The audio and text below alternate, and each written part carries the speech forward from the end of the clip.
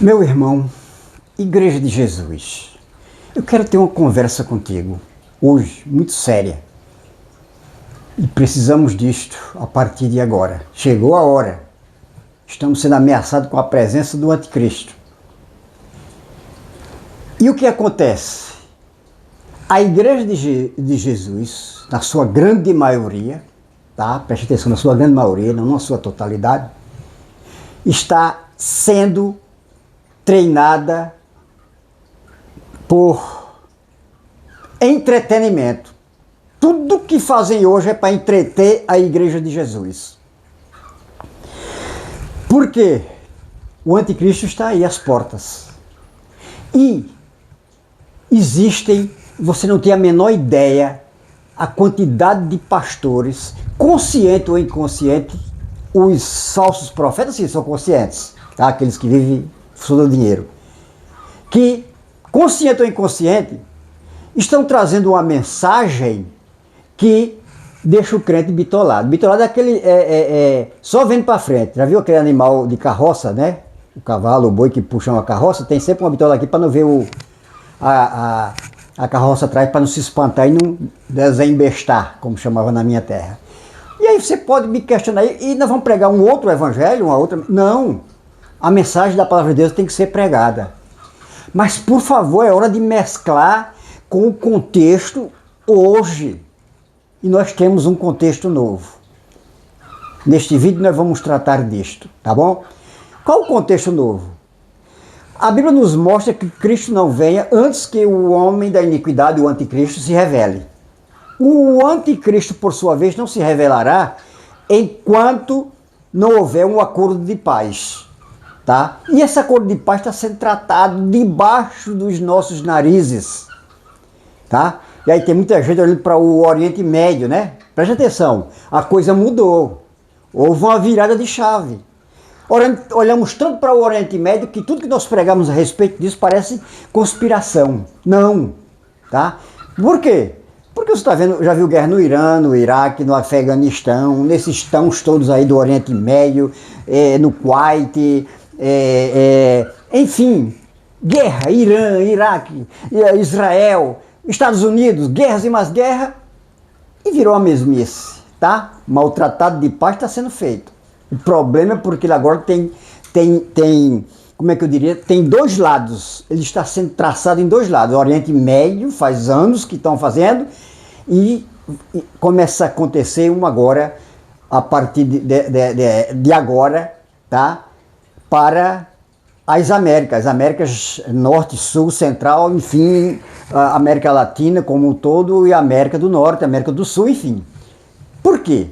Existe a necessidade de se fazer paz no Oriente Médio, mas essa paz será no mundo todo. Então o Oriente Médio está sendo tratado já. Tá? A paz está sendo tratada pelo genro de Trump. Nós vamos tratar aqui desse assunto por muito tempo, né?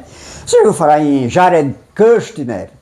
É o genro de Trump, tá? Ele é quem cuida disto. Na surdinha, ninguém está sabendo.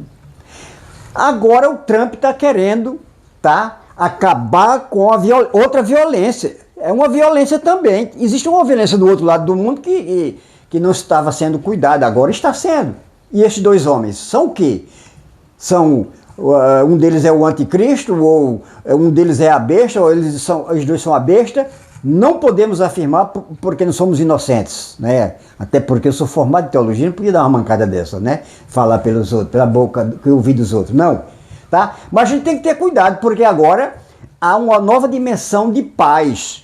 Lá Jared Kushner está cuidando há anos, e agora o Trump vai cuidar a partir de agora, quando transforma todas as nações onde existe droga, né? Existe cartéis, enfim, que são transformados em terrorismo, que é o caso do Oriente Médio, onde o seu genro está cuidando. Esse outro lado, essa outra faceta do terrorismo agora está sendo cuidado pelo próprio Trump. Ele está cuidando especificamente disso agora. Então, para que haja a possibilidade do anticristo chegar, essa parte tem que ser tratada nos dois âmbitos, âmbito ocidental e oriental. Não pode ser só lá, não. E é tanto que a igreja descansou, não passa uma guerra nos Estados Unidos com o Irã, no Iraque, no Afeganistão, no Camboja, e por aí vai. Mas agora não, meu amigo. Essa paz também agora está sendo tratada aqui agora. Como? Os Estados Unidos, ou pelo menos o governo Trump, vai tratar dessa paz. Ela vai querer destruir, porque é violenta a questão das drogas, que não é terrorismo, mas é violência, tem o mesmo quilate que a violência do terrorismo no Oriente Médio, onde o Jared Kushner, né, está tratando. Então nós temos que ter muito cuidado, para então o anticristo aparecer. Então a gente tem que ter muito cuidado, porque pode estar acontecendo isso. Para isso eu vou te mostrar uma coisa aqui. Veja esse vídeo.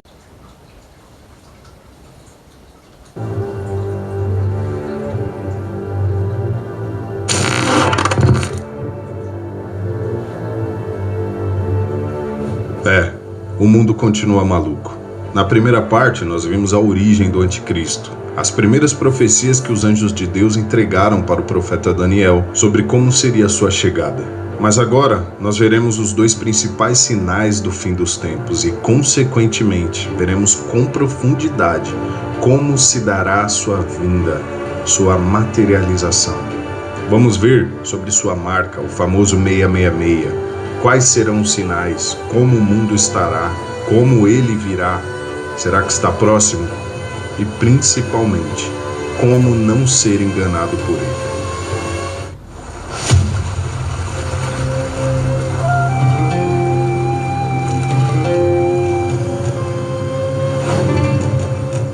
Agora, irmãos, vamos esclarecer algumas coisas a respeito da vinda do nosso Senhor Jesus Cristo e de nosso encontro com Ele. Não se deixem abalar nem assustar tão facilmente por aqueles que dizem que o dia do Senhor já começou. Não acreditem neles, mesmo que afirmem ter recebido uma visão espiritual, uma revelação ou uma carta supostamente enviada por nós. Não se deixem enganar pelo que dizem, pois esse dia não virá até que... E aqui eu dou a pausa para expor o que o apóstolo Paulo está deixando claro, que antes do dia do Senhor, antes do retorno de Jesus Cristo no fim dos tempos, acontecerá. Ou seja, a vinda do Senhor não ocorrerá sem que antes aconteça esses dois sinais que o apóstolo Paulo está falando. Então, continuando o versículo. Esse dia não virá até que... surja a rebelião. A rebelião, em algumas traduções, está apostasia. A maioria das traduções, na verdade, está com a palavra apostasia. Eu estou usando aqui a versão NVT de tradução, que eu gosto muito. Em outras ainda, tem a grande revolta contra Deus. No original grego, o versículo está com a palavra apostasia, que significa apó, prefixo que significa para longe de ou separação, estasis, que deriva de um verbo relacionado a estar firme, posição ou estado estabelecido. Logo, apostasia significa para longe de estar firme com Deus, uma rebelião contra Deus, um desvio espiritual, rejeição da fé ou afastamento da verdade bíblica, tanto individual quanto coletiva. Jesus também fala desse sinal quando ele fala em Mateus 24 sobre os sinais do fim. Muitos se afastarão de mim e trairão e odiarão uns aos outros. Mateus 24, 10. Esse sinal que Paulo está falando, definindo como o primeiro sinal antes da vinda de Jesus, é o resultado da fase espiritual do anticristo. Haverá um grande distanciamento, as pessoas se revoltarão contra Deus, contra o ensino de Deus. As pessoas perverterão para servir aos seus próprios desejos e opiniões. A verdade vai ser combatida não somente pelo mundo, mas pelos próprios cristãos, como já vimos nos outros versículos de como as pessoas estarão, como os cristãos estarão no fim dos tempos. Quando vemos o que está acontecendo hoje no mundo todo, a sensação que eu tenho, pelo menos particularmente na minha humilde percepção, é que nós já estamos exatamente nessa fase, inclusive numa velocidade e intensidade tão grande que é inevitável não perceber como as pessoas estão deixando de lado tudo que sempre seguimos, especificamente falando agora dos cristãos.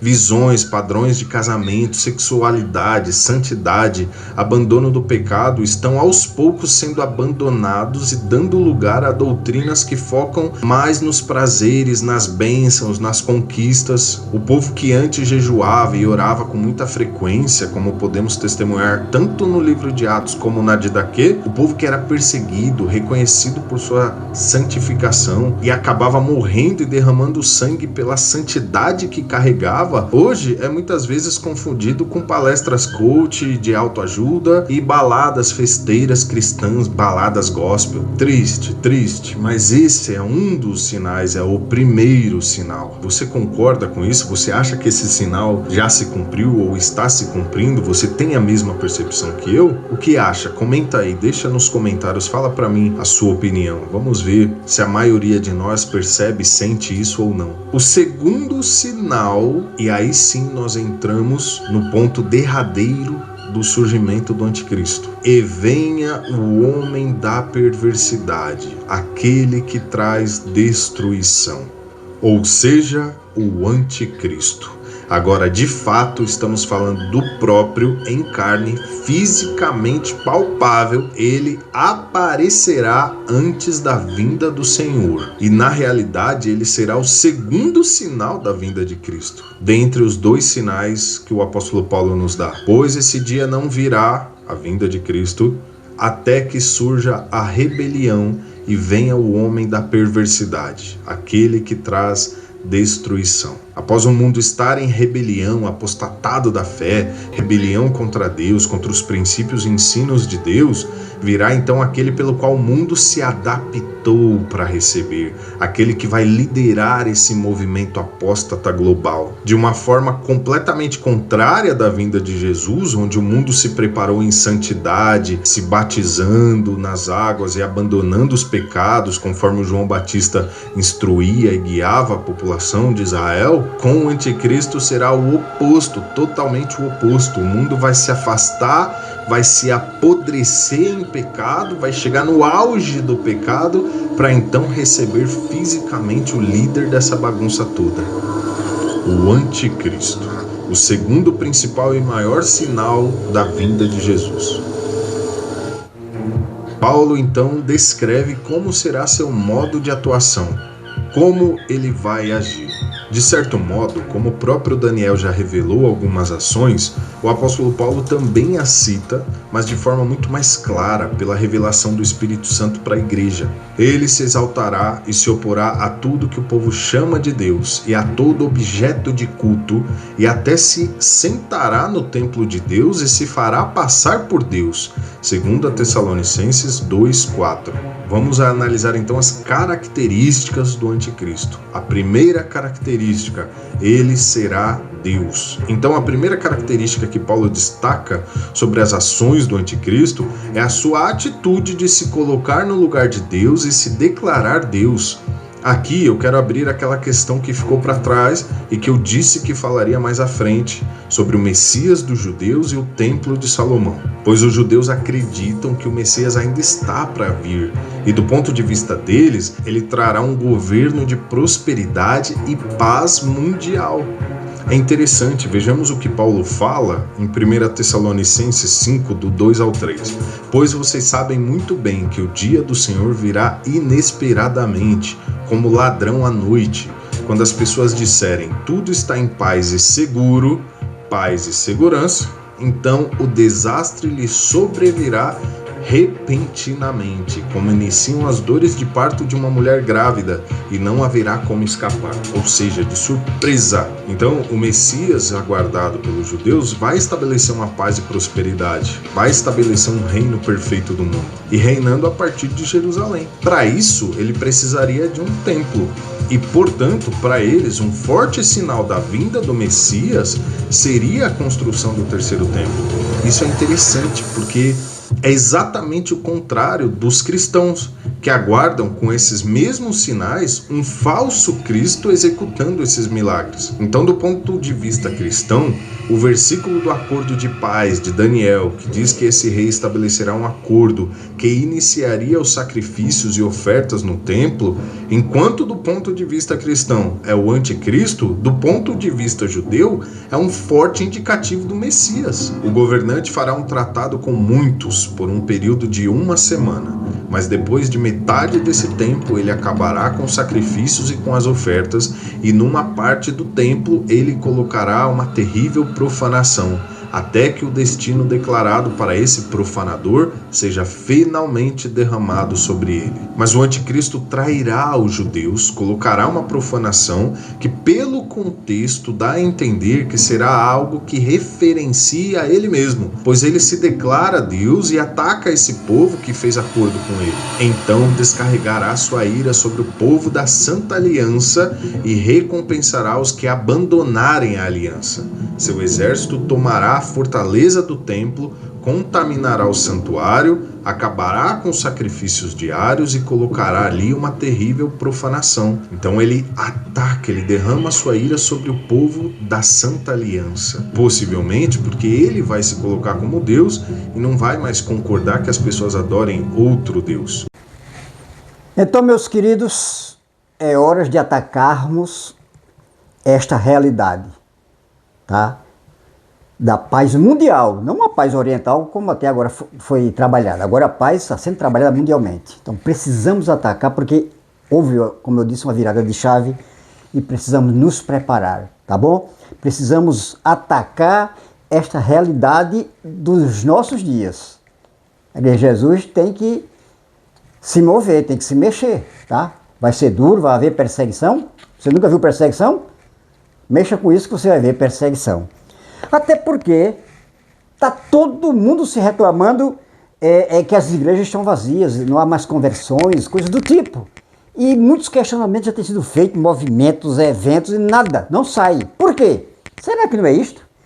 Será que o mundo atual precisa ouvir uma mensagem voltada para o seu dia, para a sua hora, para o seu momento? Precisamos, como é que eu diria mesmo, cutucar o mundo. Precisamos impactar as pessoas com uma mensagem contextualizada, porque foi assim que a igreja evangélica no começo fez, a primeira igreja primitiva fez isso. Ela pregou uma novidade, por isso é evangelho. Vamos pregar outro evangelho? Não, a mensagem da Bíblia está aí, mas ela precisa ser contextualizada para poder impactar a nossa geração. Senão vamos ficar nessa mesmice e o anticristo vem, engana a própria igreja. Já vimos um exemplo aí, tá bom? Já vimos um exemplo aí. A igreja corre muito risco de ser enganada por causa dos entretedores de bodes. Precisamos ser pregadores do Evangelho de Jesus. Como? Repito, vamos contextualizar a palavra de Deus para o nosso dia, para o que está acontecendo. Estão preparando a paz e o retorno do anticristo, que antecede a vinda de Jesus. Meu querido, é hora.